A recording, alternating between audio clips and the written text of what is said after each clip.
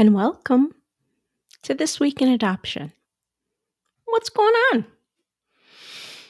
What is going on, and how has your week been? This may be like the craziest week for me.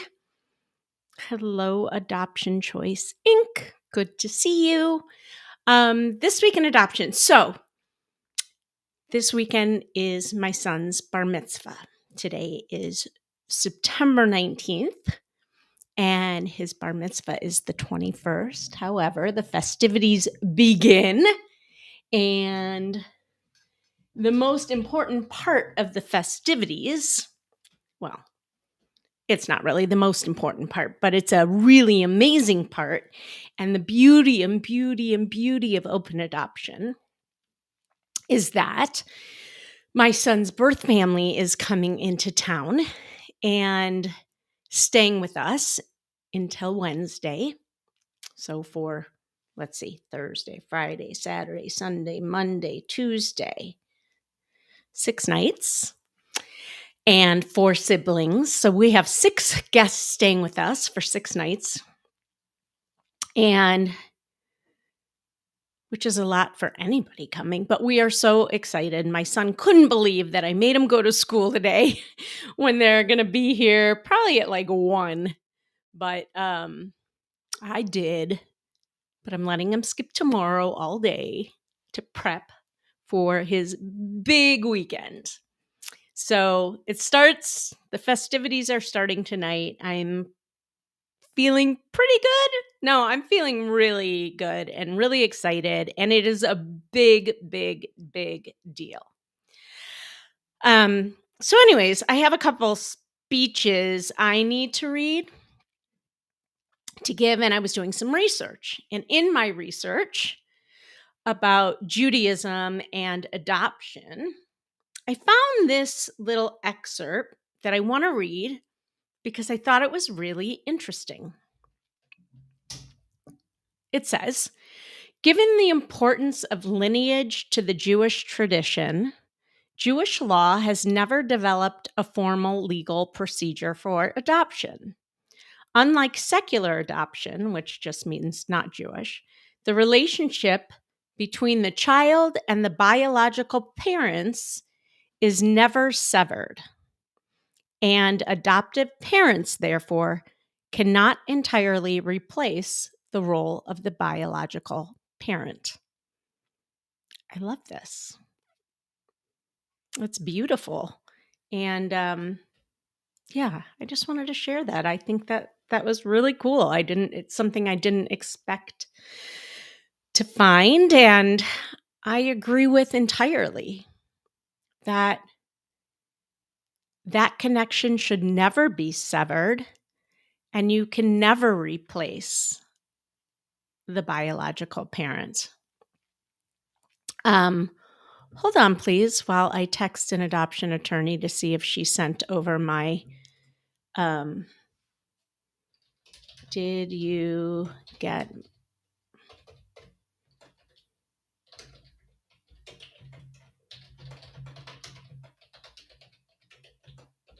okay. I got a baby born situation. I'm trying to get one of my families in there. All right. So I found that, and I think that's beautiful. The next thing that came up this week. Are you really prepared for withdrawal? I learn a lot from my other consultant, Rachel, all the time. She is really good at what she does, probably because she has worked on all sides of adoption before and I haven't. And she said that she really prepares people when we believe that the baby will be going through withdrawal for what that's going to look like, because you're never really prepared and it can be pretty scary. I've never seen it. I don't know firsthand. But the baby is going through pain during that time. And that can be hard to watch. They could be shaking a lot.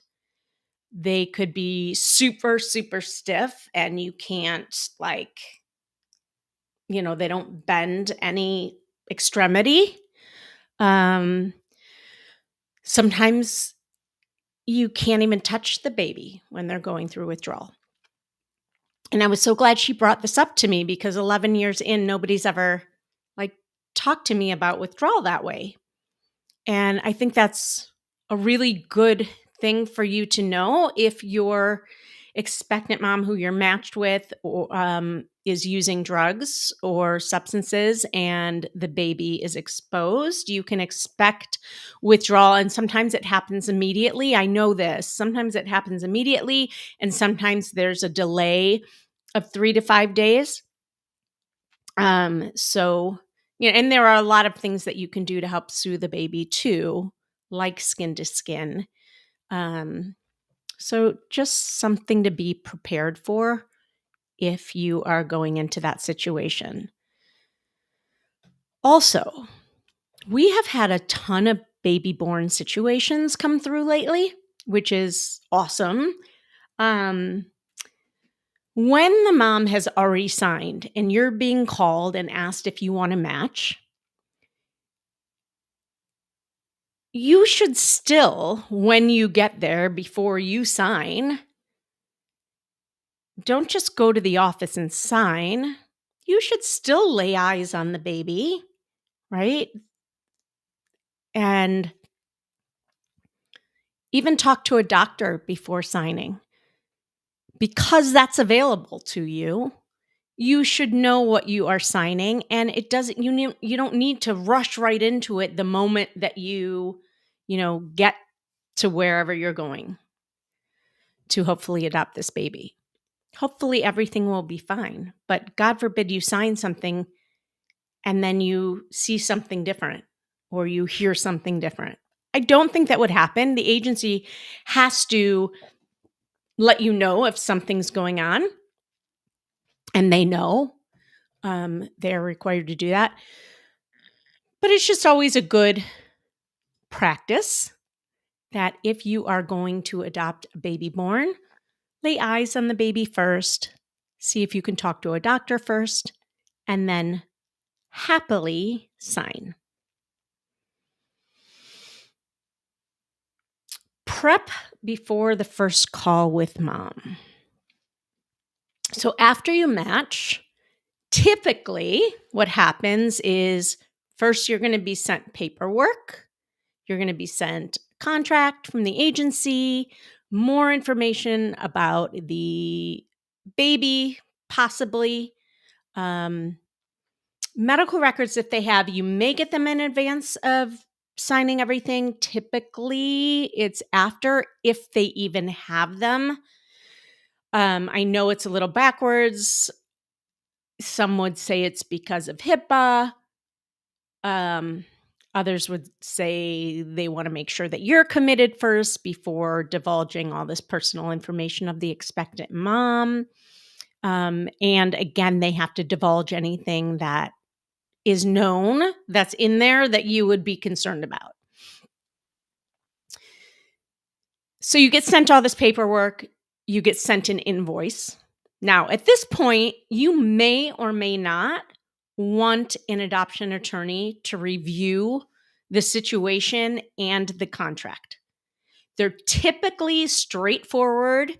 There's not much that's going to be changed, if anything at all. It's more for peace of mind, but still never a bad idea. And also, if we're talking about multiple states, meaning you are from one state, the baby is being born in one state, but the agency is in a third state, then there are legalities that you're going to want to know about. So it may or may not behoove you to have an attorney, an adoption attorney, to review the contract and the situation. And you got to do it quickly. And then you pay, they send you an invoice. And then what happens typically is they set up a call with you and the birth mom or birth parents. And 9 times out of 10, somebody from the agency or the attorney is on that call with you. Now, It's a good idea to prep for that call. And if you're working with a consultant, they should have some suggestions for you. It's going to feel weird. Try to be normal. If you're in a couple, you need to both be talking. And it's also a get to know you. This is not all about the baby and not all about the adoption, unless she brings it up. Of course, you want to ask how she's feeling. And you also want to just get to know her. Get to know her hobbies. What does she like? Does she have any, I don't know, whatever you would want to know on a first date with somebody. Don't ask about politics or religion, but you can ask about her other children, if she has other children and what they're into. Try to keep it light and just to get to know you. Again, she may want to push more about adoption stuff. In that case, obviously you answer. And if you don't know the answer, it's okay. Let her know. We don't know yet. We are considering it. A piece of advice that I always give is, if you get asked a question that you're like, oh my God, I don't know how I'm supposed to answer, or should I answer? Or like, for instance, have you thought of a name? You don't know if maybe she's going to like the name, she's not going to like the name. Maybe you don't even have one picked out. One of the things I always like to do is turn it back on her and say, we are still thinking about it. Is there a name that's important to you that you've been thinking about? And if so, tell us the story behind that name. And then maybe you can incorporate that.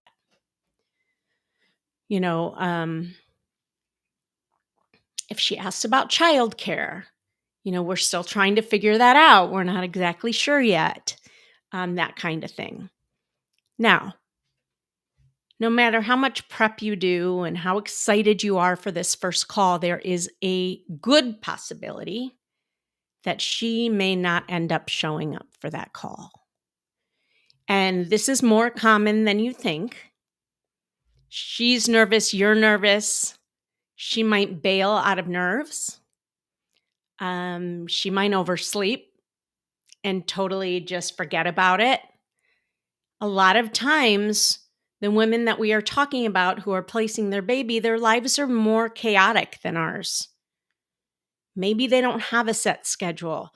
Maybe, who knows, if they're substance users, maybe, they overslept, or maybe their car broke down. There's so many things that could happen, or possibly just nerves.